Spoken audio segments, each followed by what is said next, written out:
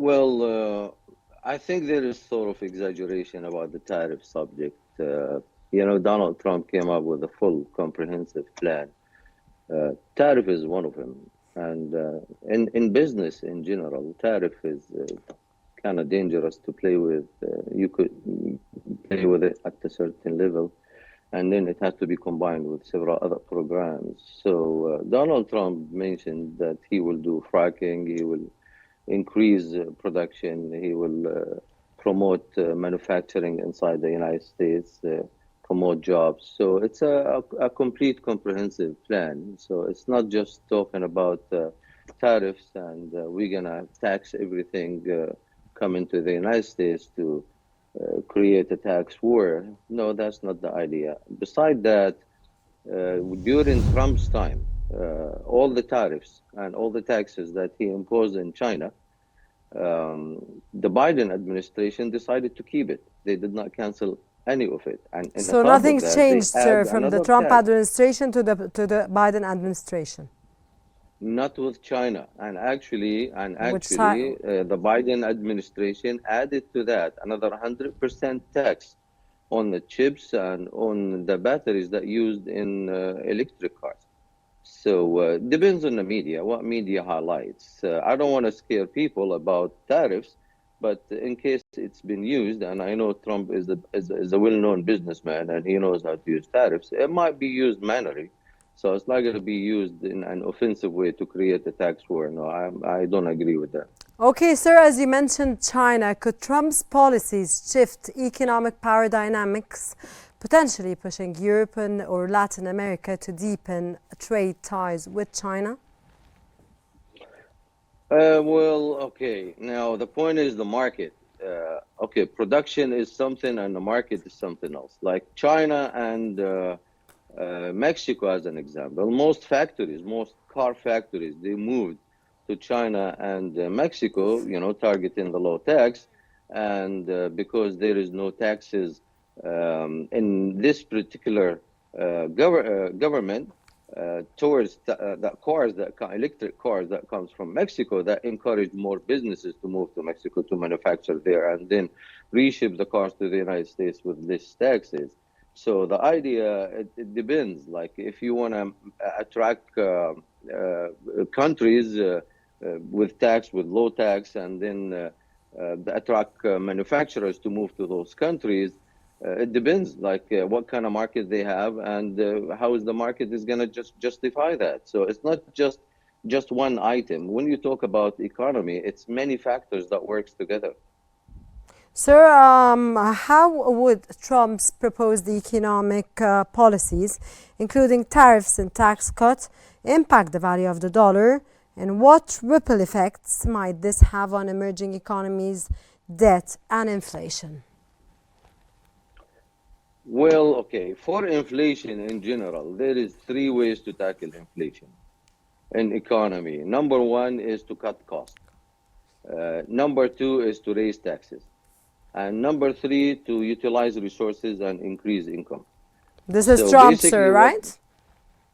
Well, no. This is taxes. This is like inflation in general. If you're talking inflation in general, most governments, I was especially the asking governments about in the Trump's growing world. proposed economic policies, sir. I understand, but what I'm saying, you mentioned the inflation and how is that going to affect other Yes. countries and inflation in the world. I understand what you said.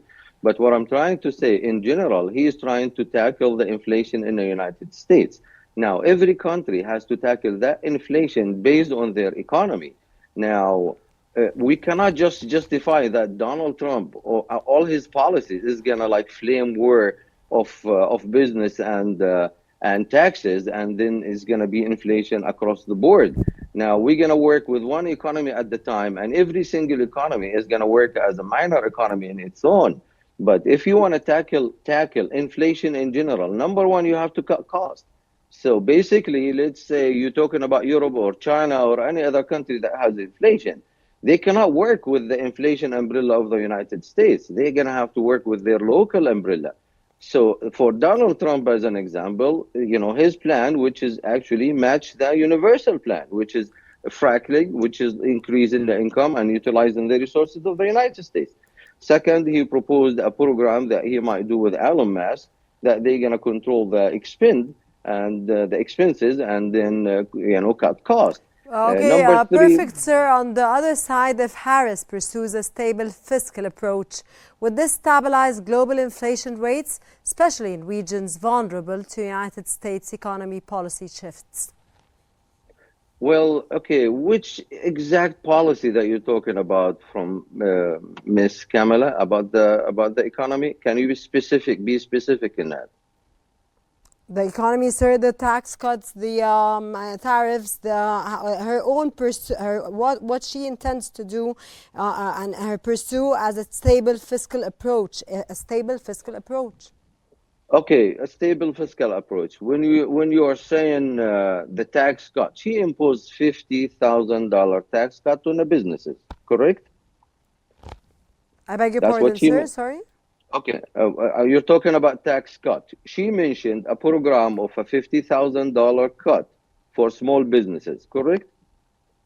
Yes, she That's was what very she. Okay, specific that about small exactly. businesses, sir. Okay, that's what she mentioned. Okay, I agree with you. Now, how is that gonna affect the entire country of the tax cut? When you're talking about tax cut, we're talking economy now. She's talking about one specific criteria, and she mentioned that criteria will be for one reason: to achieve the American dream and helping the people that trying to get into business by giving them $50,000 cut. Okay, well, this is not a plan. This is not a plan. And every single economist, when like witness the explanation of this plan, it's not applicable. Number one, if you want to get into business, the tax it's gonna be after 1 calendar year. So how are you gonna get into business by having a tax cut after 1 calendar year being in business? Second, when you're talking about small businesses, $50,000 is not for small business. There is no small business in the United States that generate a profit margin more than 50.5 million or up a year. So when you're talking about $50,000 cut, it's not for small business, for medium businesses and up. Now, when you're talking about tax cut, you're talking about tax cut in general, not tax cut about one criteria.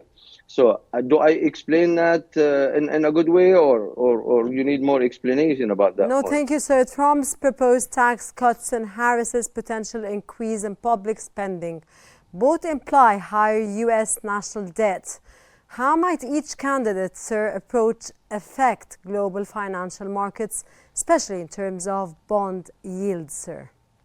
Okay, well, I looked at both analysis, and the analysis was saying that her plan is gonna increase the debt of, I think, 4 trillions, and people said that his plan is gonna be for 8 trillions, but that was in a very, very specific criteria based on the tariffs, not based on a complete comprehensive plan. That's what I said a minute ago. Once we're talking about a plan, we need a complete comprehensive plan, including manufacturing, tax cut, tariff, increased production. So it's a comprehensive plan. You cannot just justify a plan by one item. When you talk in economy, there is so many factors that imply in those numbers. So I'm not trying. I don't want you to understand that I'm trying to be sided by Trump against It's Kamala okay, sir. also. It's okay. It's okay. Yeah, but what I'm trying to say, when I looked at her plan, it's not a plan, it's an idea of a plan. When you're saying okay, a plan comes with an idea, then become a plan, then become a policy, then become a strategy. So how are you going to move that into that to make it all the way into strategy? So this is an idea. This is not a plan.